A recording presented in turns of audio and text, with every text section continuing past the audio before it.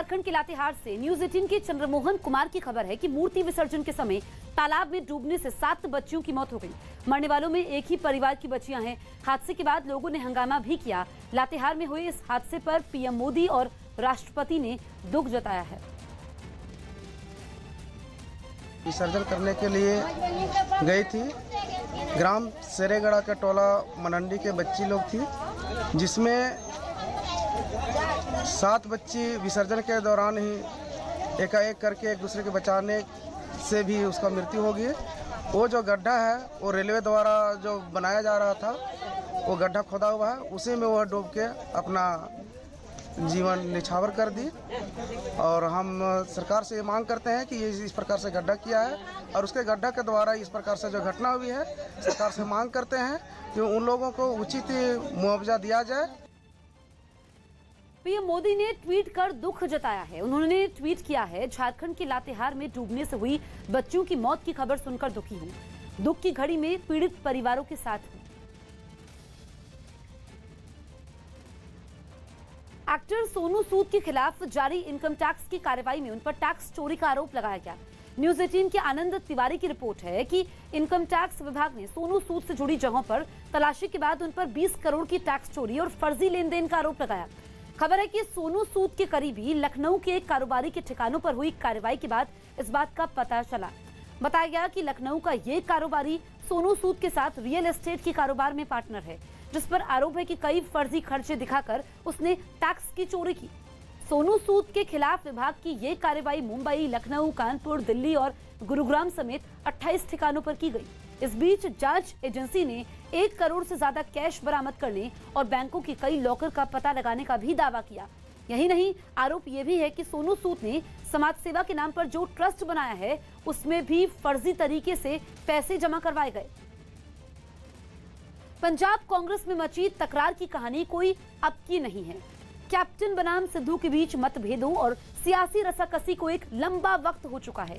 कई बार कांग्रेस आलाकमान की तरफ से इस मामले का हल निकालने की कोशिश भी की गई, लेकिन ना तो नवजोत सिंह सिद्धू ही 1 इंच पीछे हटने को तैयार हुए और ना ही कैप्टन अमरिंदर सिंह किसी समझौते के मूड में दिखाई दिए। इसी राजनीतिक हनक का नतीजा ये हुआ कि पंजाब कांग्रेस के बीच मचा घमासान खुलकर सामने आ गया है। मैंने कांग्रेस प्रेसिडेंट से बात की थी सुबह और मैंने उनको कह दिया था कि मैं इस्तीफा दे रहा हूं। आज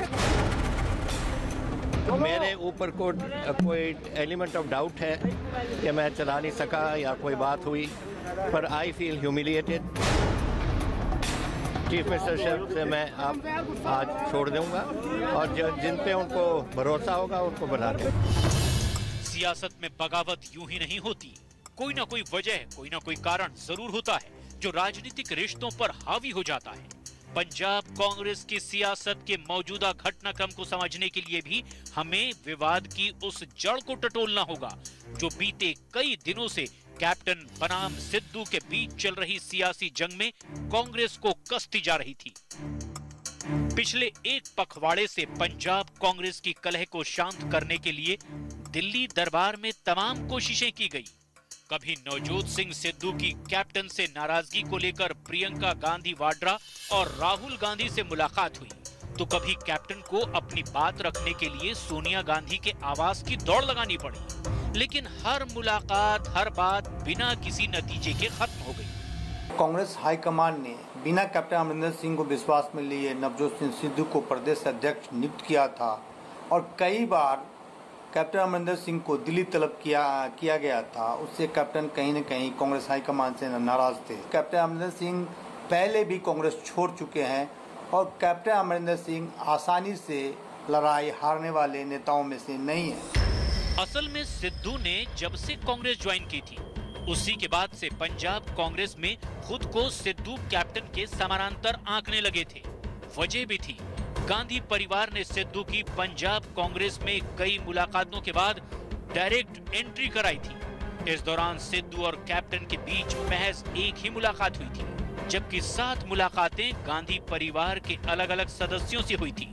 यही वजह थी कि कैप्टन की कैबिनेट में सिद्धू को अहम जिम्मेदारी सौंपी गई। लेकिन आपसी तनाव की वजह से सिद्धू ने साल 2019 में कैप्टन अमरिंदर सिंह की कैबिनेट से इस्तीफा दे दिया। झगड़ा 21 मई 2021 को तब और बढ़ गया जब नवजोत सिंह सिद्धू ने कैप्टन अमरिंदर सिंह को सीधी चुनौती दी। सिद्धू ने कहा वो साबित कर दें कि आखिर कब उन्होंने किसी दूसरी पार्टी के नेता से मुलाकात की थी।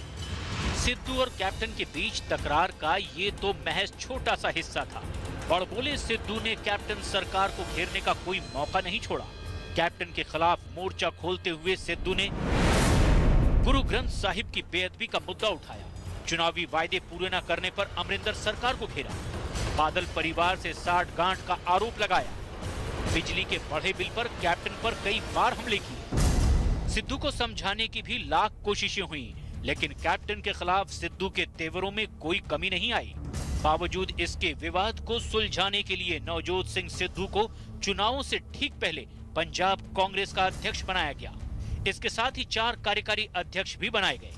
लेकिन यहाँ भी सिद्धू की सियासी हनक एक बार फिर सामने आई जब उन्होंने साफ कर दिया कि अगर उन्हें कोई फैसला नहीं लेने दिया गया तो वो ईंट से ईंट बजा देंगे।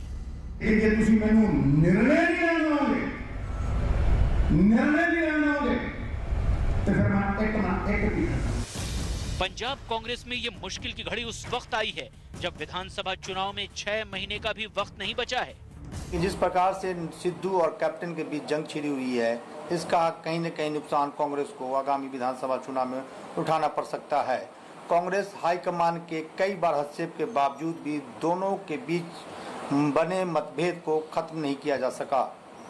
दोनों के बीच बने हुए मतभेद का फायदा कहीं न कहीं आम आदमी पार्टी को आगामी विधानसभा चुनाव में मिल सकता है। वर्तमान परिस्थिति में कैप्टन के लिए बीजेपी में जाना या आम आदमी पार्टी में जाना मुझे लगता है कि सही होगा। कैप्टन अमरिंदर सिंह पूर्व में भी कई बार कांग्रेस छोड़ चुके हैं। कैप्टन अमरिंदर सिंह हो सकता है कि नई पार्टी का गठन करे जिसमें उनके समर्थकों के साथ पंजाब में कई ऐसे पॉलिटिकल चेहरा हैं जो अपने पार्टी में साइडलाइन चल रहे हैं, उनको अपने साथ जोड़ेंगे।